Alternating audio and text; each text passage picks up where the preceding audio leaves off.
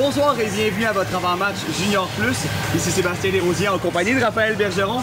Donc ce soir, l'Armada tentera de stopper à 6 la série victorieuse de l'Océanic de Rimouski dans ce qui sera, Raphaël, le 4e et dernier affrontement de la saison entre les deux formations.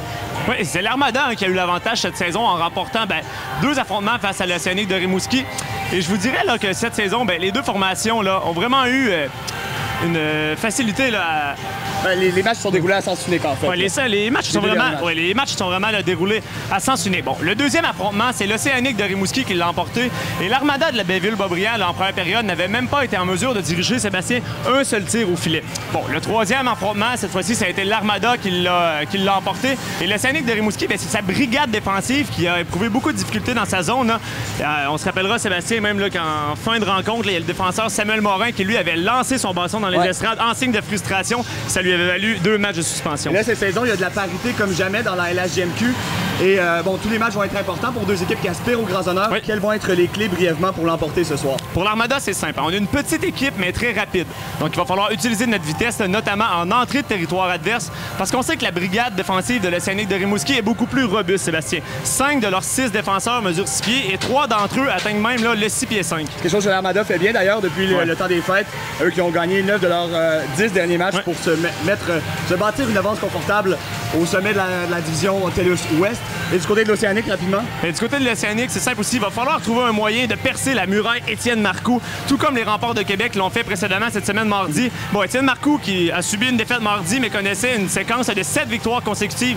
Donc, l'Océanic devra être très opportuniste, surtout en avantage numérique, parce qu'on sait que l'Armada, sa grande faiblesse cette saison, c'est le désavantage. Sans oublier, évidemment, Philippe Desrosiers qui a battu un record dans la LHJMQ cette semaine avec 243 et 15 secondes, 243 minutes, et 15 secondes sans accorder de but. Et Michael Joly qui a battu un record d'équipe cette semaine avec 6 passes dans une victoire face à Sherbrooke.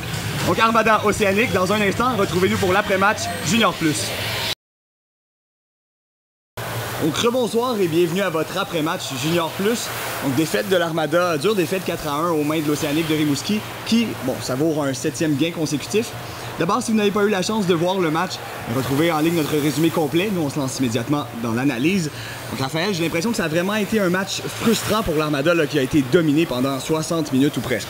Ça a bien mal commencé, Sébastien, pour l'Armada, qui a accordé le premier but de la rencontre dans un 30e match cette saison. Et ça, c'est beaucoup trop pour une équipe de haut classement et qui aspire aux grands honneurs. Mais c'est pas seulement ça, Sébastien. L'Armada s'est aussi fait dominer au chapitre des tirs au but, des chances de marquer ce soir. Et du côté de l'Océanic de Rimouski, écoute, on a été plus robuste, plus combatif et on a profité de nos chances. On a été opportunistes ce soir du côté de l'Océanic. Et puis ils ont vraiment gagné leur bataille 1 contre 1. On disait l'aspect physique, ça allait être important en avant-match.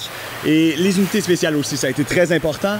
À commencer par l'Océanic de Rimouski qui a tué 8 pénalités sur 9 désavantages numériques quand même. Oui, on a été très indisciplinés pour l'Océanic, mais au moins on s'en est bien sorti, ça nous a pas coûté trop cher. On est la 2e meilleure formation de la GMQ en désavantage numérique et on s'en est très bien sorti. Là, on en a même profité pour aller inscrire un but, donc c'est pas l'Armada qui en a profité, c'est l'Océanic ce soir. Du côté de l'Armada, justement, fidèle à nos habitudes, on n'a pas été indiscipliné. On a pris pas beaucoup de pénalités, mais on a quand même accordé un but important, des avantages numériques. Et c'est un problème cette saison, malgré le fait qu'on a une bonne brigade défensive et un des meilleurs gardiens de but dans la LHJMQ. Comment on explique ça, Raphaël? Sébastien, il faut dire qu'on a quand même perdu 3 piliers en désavantage numérique du côté de l'Armada, en Christian Marty, Samuel Carrier et Xavier Ouellette. Donc ces 3 gars-là étaient vraiment ceux qui passaient le plus de temps sur la patinoire en désavantage numérique. Et là, ça paraît cette saison qu'on les a perdus. Je pense qu'on a mis le doigt sur le bobo. Certains joueurs ont de la misère vraiment à s'adapter avec leurs nouvelles responsabilités. L'Armada qui figurait au premier rang de la LHJMQ l'an dernier en désavantage numérique.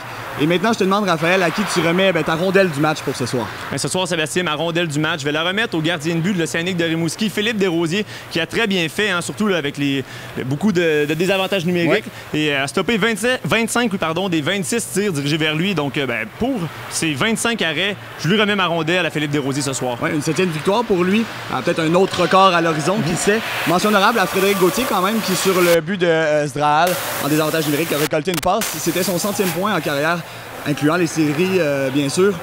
Et maintenant, il y a un joueur, Raphaël, que tu aurais pu voir rester au vestiaire ce soir, et tu lui décernes ta serviette du match. Ce soir, je vais décerner ma serviette du match à l'attaquant de l'Armada de Blainville-Boisbriand, Ryan Tessing, qui a terminé la rencontre avec un différentiel de -2.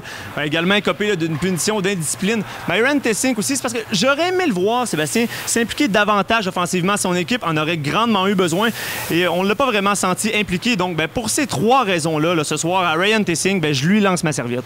Il faut dire que c'était un retour au jeu là, pour lui d'une blessure, donc raté, comme nous le dit Raphaël. Étienne Marcoux, on n'en a pas parlé beaucoup, mais n'a pas connu un mauvais match, malgré le fait qu'il a été chassé en 3e période. Lui qui avait une séquence de 7 victoires consécutives avant de s'incliner à Québec plus tôt cette semaine. Maintenant, Raphaël, justement, notre prochain rendez-vous, c'est demain soir au Centre Excellence Sport Rousseau. L'Armada y recevra les Voltigeurs de Drummondville, leur adversaire dans la division TELUS Ouest. C'est un rendez-vous. D'ici là, suivez-nous sur les réseaux sociaux, sur nos comptes Facebook et Twitter. Oui, et la question interactive qu'on vous pose à la maison ce soir, moi et Sébastien, c'est advenant un affrontement océanique Armada en séries éliminatoires. Laquelle des 2 formations, vous croyez, va l'emporter et surtout pourquoi? On attend vos réponses sur Twitter via le mot-clic officiel de notre émission, Junior Plus. Voilà, merci Raphaël. Plaisir. L'Armada, qui, soit dit en passant, a raté l'occasion de reprendre le premier rang de la LHJMQ devant le Dracard de Bécomo. Ça se fera peut-être demain. C'est notre prochain rendez-vous pour votre chronique Junior Plus avec moi et Raphaël demain soir au Centre Excellence Sport Rousseau.